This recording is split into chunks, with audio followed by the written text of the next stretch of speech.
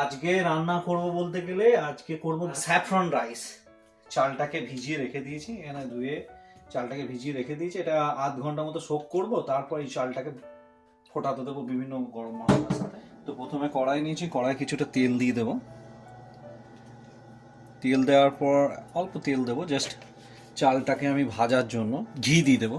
তেলটা শুধু ঘিয়ের স্মেলটা ভালো লাগবে চালের সাথে, ওই জন্য একটু ঘি দিয়ে দিচ্ছি। খুব বেশি লাগবে না, অল্প ঘি হলেই এতে ব্যাস। এই এবার স্যাফরন রাইসের জন্য যেটা ঘি তেল দিয়েছিলাম তার মধ্যে এই গোটা গরম মশলা দিয়ে দিচ্ছি। তার মধ্যে রয়েছে তেজপাতা, বড় এলাচ, ছোট এলাচ, লবঙ্গ, দারচিনি, আর কিছুটা রয়েছে জয়ত্রী।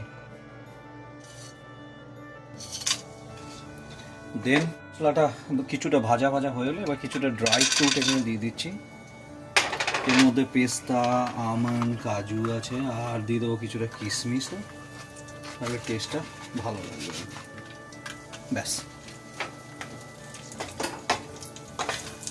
ড্রাই ফ্রুটগুলো এবং মশলা রেডি হয়ে যাওয়ার পর, গরম মশলা ভাজা হয়ে যাওয়ার পর, চালটাকে যেটাকে আমি আধ ঘন্টা সোক করে রেখেছিলাম এরকম দেখতে, এই চালটা এর মধ্যে দিয়ে দেবো।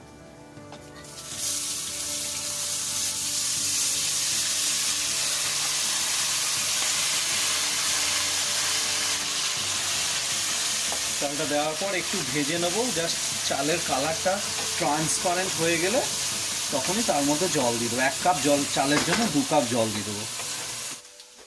এবার চালগুলোকে এরকম একটু দেখা যাচ্ছে ভাজা ভাজা যখন কালার চলে এসছে, এরকম দেখি বোঝা যাচ্ছে ট্রান্সপারেন্ট হয়ে গেছে, গ্লাসি গ্লাসি লুক চলে এসছে।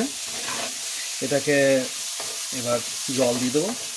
এতে সামান্য একটু মিষ্টি অ্যাড করেছি টেস্টের জন্য, সামান্য, খুব বেশি না, অলরেডি অ্যাড করেছি, চিনি একটু দিয়েছি।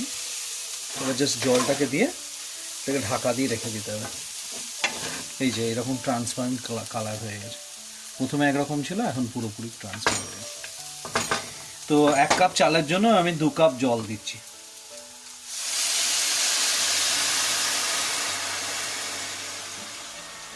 ব্যাস, এটা রেখে স্যাফরন রাইসের জন্য আমরা গরম দুধের মধ্যে কিছুটা স্যাফরন দিয়ে ভিজিয়ে রেখেছিলাম।